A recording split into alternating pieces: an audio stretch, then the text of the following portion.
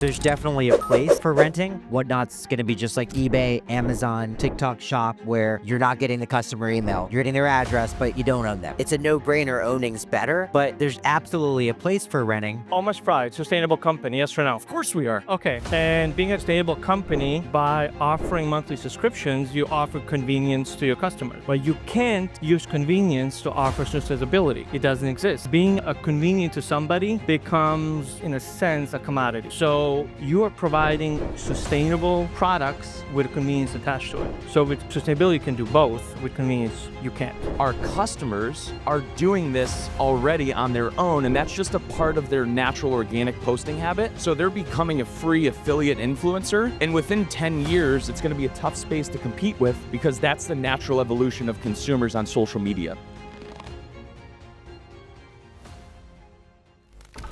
It's a cool little intro. It was so fancy. I had replayed it. Came out great. All right, let's go ahead and You see it, Detler?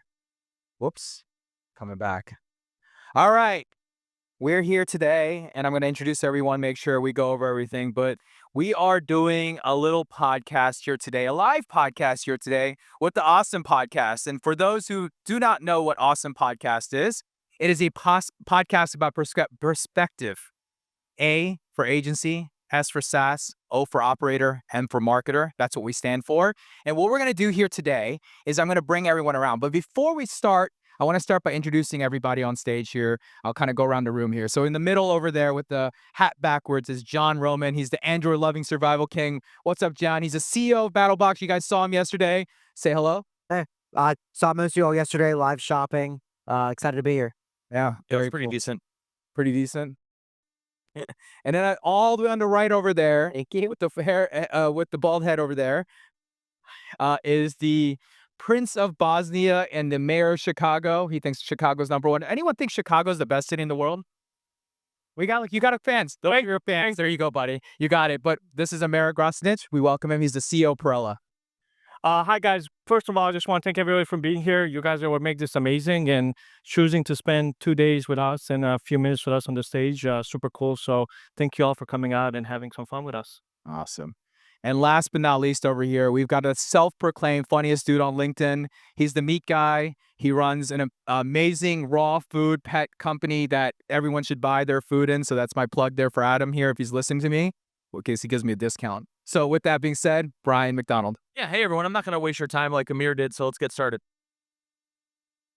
Look, guys, what's exciting about what we do here, ASOM. ASOM is actually a part of Commerce Roundtable. This is one of our media arms of Commerce Roundtable, and one of the ways that we get people to this event and different things they're doing, and I kind of lead this thing as the moderator. But now today, we didn't want to just sit up here and babble and talk to you, and anyone who's seen us on live stage, we like to make a little presentation because we want audience participation. We want to have fun together, and we want something that's relevant here together. So today, we are playing Hot or Not, E-Comm Edition. How many people remember what Hot or Not was? Yeah, okay. We've all aged ourselves here. So who doesn't know what Hot or Not is? Oh, and it's got people. That's good. That's good. Well, Hot or Not was what was it? 2010, 2000. Yeah, it was 2011. Yeah, maybe 2000. Yeah, thanks. 2011. There was an internet phenomenon where people were rating people, but we made an E-Comm edition because we want to talk about different topics in the market. And what we would like to do, and the kind of way that we'll run this is, I'll start off, I'll announce it, I'll talk about it for a second, and then we'll let the audience vote. Is it a hot topic or a not topic? And we'll go there, and then we'll turn to everybody and get their perspective. So coming up, number one is owning versus renting customers. Now, this isn't really a hot or not, so we're gonna use an own or rent thing. So owning your customers, who's into owning your customers? I would hope a lot of you guys, since you're in direct to consumer. And then we got renting customers. Oh, some people love that. TikTok Shop, Amazon. Yeah, exactly. Okay, very cool. Well, let's go around the room, guys. Let's talk. I'm going to start with you, John. John being on the brand, having a $20 million subscription company in the outdoor survival space. I'd love to learn about your spectrum because you believe in one side very much so. Yeah, so I absolutely believe in owning your customers. Now, there's definitely a place for renting. I mean, yesterday I was talking about Whatnot. Whatnot's going to be just like eBay, Amazon, TikTok Shop, where you're not getting the customer email. You're getting their address, but you don't own them, right? You can't market to them. You can't drop them in your marketing ecosystem. So to me, it's a no-brainer. Owning's better, but there's absolutely a place for renting. And I think you just have to kind of weigh certain aspects of it. So again, not to hate on TikTok Shop, it's a 7-figure channel for us, but very transactional. And I think you have to be profitable on that channel in its own accord for it to make sense, because you're not getting a lot of people back to your site for direct purchases. And I think that matters, right? So, you have a lot of people talking about TikTok Shop. Oh, it's great. It's revenue. But you got to look at it. You got to be profitable on it. You got to be single first transaction profitable, because you don't own them, right? And the reality is owning is 100% better. Yeah. But renting can be top of funnel for you. Yeah, and I think about the own rent thing in my head comes to running a business versus a brand, right? So our brand's fourth generation. We've been around since 1950. I mean, we've had customers that have been feeding our food for 30 years across all their dogs growing up. And the way I think about own versus rent isn't necessarily the channel, but the way in which their journey begins after first purchase, right? So for us, a food product's really sticky. If you have food, you're not going to have any retention. No one's going to keep buying from you. So when you create a brand, you create a great enough product in order to make your product sticky in the lifestyle in which the consumer lives in, right? When you're running a business and you're chasing all the that you saw this morning, you're never going to build a brand. When you have a brand, you have a product. So when I own a customer, I have testimonials from 30, 40 years ago that I've lived in the owned space, because I know that customer's always going to keep coming back because of the quality in which of the product that I make, and then the brand experience that I give my customer. I'm not necessarily worried about chasing revenue. I'm worried about chasing an LTV and bringing someone alongside our family and product that over the lifetime, we have people that spend $100,000, $200,000, $300,000 from us on an LTV base because we own them, but we own them in the channel and product that we live in, and not necessarily how they buy, but treat them like, it's sad to say, I don't want to say I own them, right? But when you do have a customer that purchases from you, focus on the product and the way you treat them, and that is what a brand is all about. So that's the way I think about owning them versus renting them. But wouldn't you think there's different ways to skin a cat? Like, you don't have to only do it one way. It sounds like you're pretty 100%. Yeah. And Yeah. so there's ways, and some people shared ways that they're doing it in the market. It doesn't always mean that it's the same way that you think people should do it. Correct. And Mayor? I'm aligned a lot with John. I think, though, renting customers is not necessarily bad if you're doing like a Kickstarter, if you're doing eBay, if you're trying to validate a product really quickly and then go to owning, kind of like rent to own model, I guess. But owning is owning, and having a relationship in a community is, I think, the only way to scale a sustainable business, whether you're an agency or a brand. And I would never rent my John, who happens to be a client, to somebody else, or rent him from somebody else. I want John from myself as well as Brian and as anybody else. So if you guys are interested in being purchased, let me know. But So, you said something there, sustainability, and I think that's a key element, right? So don't get me wrong, I don't have a problem with renting. I'd prefer to own, but renting if I'm profitable day one, or renting if I have a path towards ownership, it's great, right? It's top of funnel. But I don't think it's even like a pathway. If you have a ton of inventory that's not moving in your website and you can throw it on a third-party channel where you don't own the customer, is it better to move merchandise that way, or to have money sit on the shelf and collect dust? I mean, I think there are certain scenarios where renting is not a bad thing. I just don't think it's a... No, I think that's a great example. Yeah. Yeah, it's a business choice more than anything else at the end of the day. So there's no right or wrong answer to it. I think it's a preference. Trying to do both is harder, but obviously there's always a desire on one side. All right, let's move to the next one here. We're moving over to sustainability versus convenience on positions, right? So sustainability, people, who likes that? Oh, no one we got a handful. Yeah, we got some. And then we've got convenience. Who likes to sell convenience? Okay, we've got some mixtures here. Guys, what do you guys think? Where are we at on this side of things? I think Amir and I are gonna go back on this. I'll let you go first. There you go. You called me out. I called you out because you love sustainability. Now, don't get me wrong, sustainability is great. But at the end of the day, the reason why Amazon isn't because they're sustainable. It's because the customer gets their product after they order it. And then the expectation that your customer has when they purchase from you begins their journey, right? So the journey begins long before that they receive and try your product, or in our case, their dogs eat their product, right? The journey begins on the convenience in which the channel we live in. So for us, the convenience is they purchase, they receive the product in the window in which they should expect the product. And that is all about the convenience of our product before the journey of it begins, right? So, yeah, can you create a sustainable product that's delivered in, 48 hours? Of course, but I'm willing to bet in whatever space that you want to challenge me in. I know, especially coming from the frozen CPG side of it and in pet space, the studies and surveys that they've done over the past 24 months, convenience outweighs sustainability by more than 90%. Okay. So go ahead. You can So, start now. Almost Pride, sustainable company, yes or no? Of course we are. Okay. And being a sustainable company, by offering monthly subscriptions, you offer convenience to your customers. Correct. But you can't use convenience to offer sustainability. It doesn't exist. Being a convenient to somebody becomes, in a sense, a commodity. So you actually, and the way Adam and you run the company, you are providing sustainable products with convenience attached to it. So with sustainability, you can do both. With convenience, you can't. And that's fair. John, help me out here, because that is a fair I point. mean, That is a fair point. There's like 4 times a year Amir makes a great point. Someone track this. Today's one of them. write it down. I mean, that's pretty good, Amir. Yeah, I got nothing to rebuttal that, to be honest with you.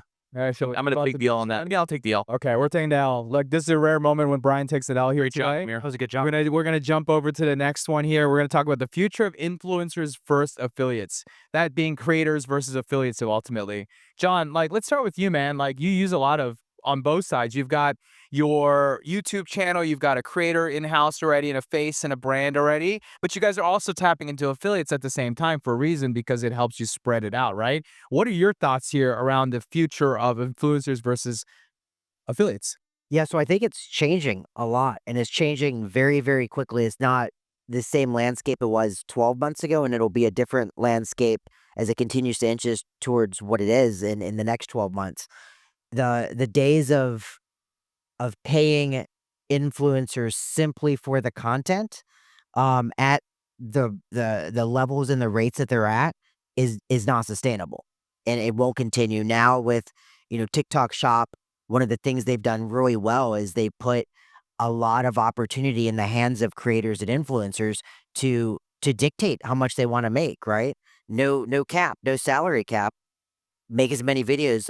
At Battle Games last week, we had a full-time creator, had just done it, had just jumped in, had a full-time career for 2 decades, and he's popping 50 TikTok Shop videos a day.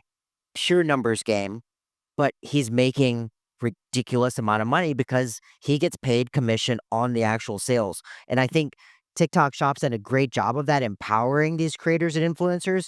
But at the same time, there's been a lot of self-realization from brands where it's like, well, I'd rather pay based on success than just hopes and prayers. Yeah, and I'm guessing the way you think about it, just to clarify, just so I understand, when you think about someone you're on TikTok and they're promoting your product and they're paid for performance, ultimately, those are affiliates to you, right? Yeah. Okay, and then you've got the people that you're paying and seeding, and you're saying, hey, here's a box, make a video about it. That's someone you would consider more of an influencer. Yeah, but I think they're pretty blurred. It is blurred. So what you described, I would agree to both, but you could also sub in examples of each, and it would still apply. It's a super blurry space. Creators, influencers. Yeah, and I also think that eventually, over the next 5 to 10 years, as the consumer base gets younger and younger, you're going to have your customers become what the current affiliate influencer is. Because everyone now, like my wife, for example, when we go on vacations, something's shifted in the millennial age group especially, and it's going to continue to shift to the Gen Z as they continue to get older. But when my wife goes on a family vacation, she'll edit the clips of the vacation in CapCut and post an incredible reel. That never happened 10 years ago. People weren't making content for fun. Now your customers are becoming almost better than the influencers and affiliates that you're paying 20, 30, 40% to. They're just doing it because they love your brand and product. And it's just a natural evolution of consumerism and the way in which we treat what we love. Because years ago, 10 years ago, my wife would post a Facebook album on Facebook. Here's 20 pictures from our vacation. Now she'll take reels. She's good enough in CapCut now because most people know how to use that. So what we're seeing at OMA's is our customers are doing this already on their own, and that's just a part of their natural organic posting habit. So they're becoming a free affiliate influencer. And within 10 years, it's going to be a tough space to compete with because that's the natural evolution of consumers on social media. So you're going to be able to attack and grab so much free content, all the money people are paying the whitelist, all the money people are paying TikTok affiliates. The younger the demographic becomes for your consumers, I'm predicting within 10 years, that's just going to be a natural occurrence across your customer base. And you're just going to be able to have free content, reach out. Like I'll reach out, Nina, who runs our affiliate channel. Hey, 30 people last week posted some pretty amazing videos we'd love to run. Hey, throw an extra bag of food in next week. Let's get that video. That whole era is completely changing, and within 10 years, it's going to be wild. You think it's going to continue to grow? It's not going to change? I think it's going to disappear. That's what I'm saying. So I think the way in which the current affiliate and influencer structure is on live shopping or TikTok shop, that's just we're paying up the wazoo because they're great content creators. Everyone is naturally becoming a great content creator. My wife, using her as a case study, and all of her friends, they just naturally now post cool looking reels and videos and talk in front of the camera. Like my wife will go on selfie mode and be like, "Oh my gosh, I can't believe," and she's like, has our kids in the background. I go, "Babe, we're not doing this. We're not becoming a YouTube family. You gotta, what are you doing?" But it's just natural to her now. All her friends do it. All the mom she follows does it. So that what we're paying for is naturally occurring and evolving just in organic social media right now. It's wild. My one takeaway I want everyone to do, when you get back your brand, do a search on Instagram, TikTok, YouTube, and just see how many people have purchased your product or service that are already creating free, amazing content, and do what you can to reach out to them and then flywheel that, because it's an untapped market right now. And I don't think people realize how many people are naturally doing it. And Gary Vee said it earlier, like, it doesn't matter, right? It doesn't matter what your follower count is anymore. It's about your content and how you're resonating. And for someone like a dog food company that has a very unique subset of customers, right, who is looking for that type of product, people who have that usually have friends and followers that are following into that spectrum, right? So it's like really like a micro influencer, but again, it's done in almost like a loyalty, or they're just proud to have it. Yes, product, correct, right? correct. Any thoughts on there before I move on? No, I agree with Brian. God, that's so hard. Say that one more time. Turn the volume up. You record it. You can listen to it when they post it. What's going on here? No, I agree with it. Jay Myers from Bold actually had a great presentation a couple years ago about referrals and how you can scale kind of these new age referrals that we do on social media, organically recommend companies. My problem that I hate when I work with brands is they will spend $60, $70, $80 to acquire a customer, but they only give $10, $15 for a referral. How does that make sense? Put the same amount of effort and energy from a monetary value into both channels and make your customers be your champions. They're already doing it. Just thank them for it. Absolutely. All right. Let's move on here. Someone even clapped to you on that. So there's a good point. Or was that? It's not Amir. Amir's winning right now. Amir's like 2-0. Was that clap? We're just gonna clarify. Was that clap? Who's that clap for? It's for Amir. For me or Amir? Okay. He's putting you down on the Thanks, sir. list. All right. Let's go to the next one here. We've got exit strategies in D2C. And this one's a really broad one. Who put this up? You did? No, so I think what we were coming up with ideas, I believe ChatGPT told me to do this one. What is it? Explain it. Yeah, so yeah, or not. Yeah. So exit strategy in D2C, we're talking about, can you exit as just a D2C only brand, or what are the ways in which you can evolve a D2C brand in order to exit? Well, why don't we turn to John over here and talk about it real quick? Because John has had an exit and then he rebought the company back, and sure, one day you'll do another exit, and you are mostly a D2C brand. I guess you would 90% probably. Yep. Yeah, so there's definitely the exit, right? BattleBox is proof of it existing. I think the reality is a lot has changed from 2021 when we sold it to obviously now, but even 2023 when we bought it back, that the market had changed significantly. We sold it for a 6x EBITDA. We bought it back for an effective 1x. It's a big difference in numbers.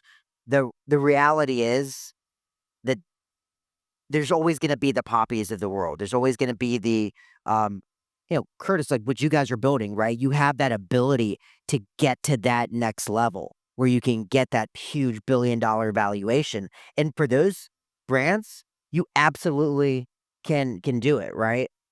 The reality is, not to hate on BattleBox at all, but we have a not easy path. We have a path, but we have a not easy path to get to 9 figures.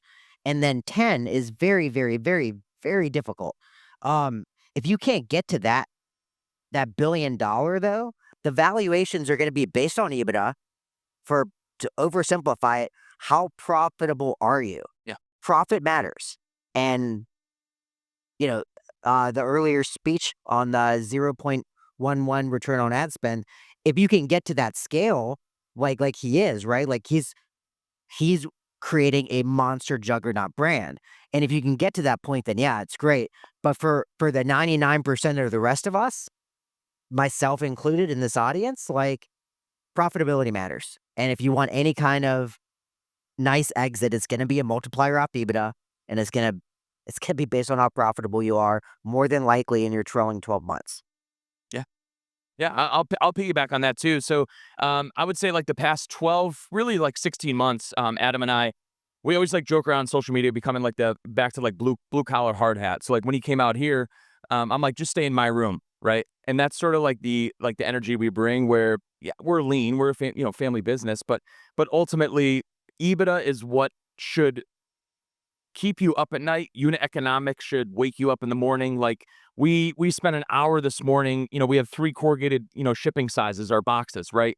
And how can I fill each order dependent upon each corrugated box to limit the dunnage inside the box, right? Decrease the shipping window and time in transit to my consumer and ultimately improve the customer experience. Well, that could open up our margins by 7, 8, 9, 10 points. Those are the things that we obsess over and talk about. And those are the things that constantly Adam's working on. He handles all that. I'll handle on the e-com marketing and branding side of it. But ultimately, that's something that our company has adopted, a way in which that unit economics and EBITDA should be one of the only things that you think about and obsess over, because every single inch of dunnage that I get rid of in a shipping box over the course of 50,000 orders, I'm saving $120,000 that goes right to EBITDA. Okay, well now when you scale that in the same manner, you are in a much better situation. But the issue is all of that gets ignored because all the other stuff is the shiny wheel, fun stuff. Let's become obsessed with meta, which is great, but you have to look at the actual unit economics of your business and ways in which you can pull money to the bottom line without disrupting the customer experience, because that's how you make money. What would you say, like, when you watch social media and you see other brands that are going 0 to $60 million in a year or two, like Breeze, for example, and you're seeing other companies that are doing this in the market, it kind of gives you that like, oh, I should be able to do that, where that's not really reality in most businesses ultimately, right? Talking about EBITDA is something that I think just more recently people are starting to talk about, realizing like, and it's not a new thing, right? EBITDA has been around forever, but like people talk about it because it's no longer about top line relevance. There's no multiples on top line. That's a very rare case that you're seeing. And, even media, it's much more cooler to say, oh, Poppy got a, 6, 7x on multiple on revenue than it is to say, you got a 95x on EBITDA, because, well, the reality is that would never or rarely happen unless there was just a thing to it, right? Any thoughts behind that?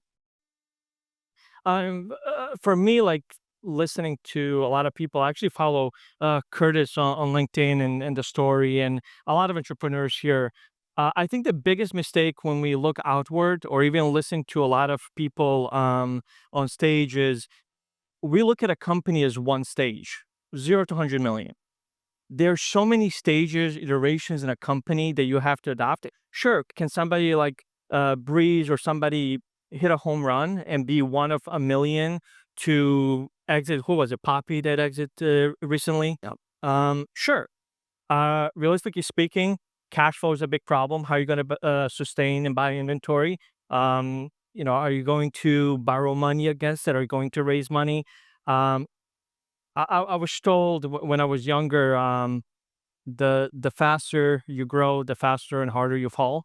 And when you try to do the next evolution, the next stage of a company, you should make sure that the next step can hold your entire weight of your company, of your goals, of your aspirations. Because if you take that step and that step can't hold your weight, the fall is going to suck. And I'm speaking from experience because I've been there, trying to scale things too much, letting people go prematurely or too late, whatever the case is. And when I was younger, I chased brands. It was about working for P&G, Mars, so like all of these big corporations. And I think us as founders, as aspirational as we are, the biggest thing we owe to ourselves and the community and the people that we're building is people trust us when they sign up to work for us. People trust us when they buy the product from us. We owe every single person that we invest into the recognition they're investing back into us as well. And I think a lot of these companies, when they're trying to go 100 miles an hour, I'm not saying they forget that, but I think if you stumble, you won't be able to catch yourself, and then you won't be able to catch them as well. That's a good breakdown. And I think also you also nailed something that's interesting is that, I know that there's stages in the 0 to 100 million, but overall at the picture of it, it's not that different when it comes down to it until you get to a certain stage, right? Where in other industries, like let's go to SaaS, for example, right? It used to be 0 to 3, 3 to 10, 10 to 50, 50 to 100, whatever. And AI's changed that game now. It's 0 to 10, 10 to 25, 25 to 100, right? The game is changing just like it is changing for brands. Investor money is changing. And, obviously, depending on where this world heads in the next 12 months, I think this is going to kind of dictate where it all comes down to capital and the dollars and money that is available in the market, right? Yeah. Cool. Love it. All right, let's wrap this thing up. We've got one more slide that we slid in here. We need your honest opinion here, guys, because this one's a really important one. Brian McDonald, is he hot or not? What do we got? We got hot? Show of hands for hot. Well, I see a lot of thumbs down. We got some for you. Not. Four. Yeah. I don't know. About 2 questions ago, I made it pretty cold. You know how many people came up to me yesterday? They were like, "You look just like Ben Affleck." None of them. Nobody. I don't know. No one came up to you about that. I said it. You'll see later. They were drunk. They were drunk or high, one of the two. They had too many breezes. Very fair. Yeah. And they were seeing double. Yeah. Nick, they work. We like to humble him every time, make sure that he's humbled on these things. But with that being said, guys, this is the ASOM Pod. We have new pods every Thursday. We're on YouTube. We've got about 31,000 subscribers today, and we drop a new episode every Thursday, so come check us out. Thank you guys all very much. Thank you.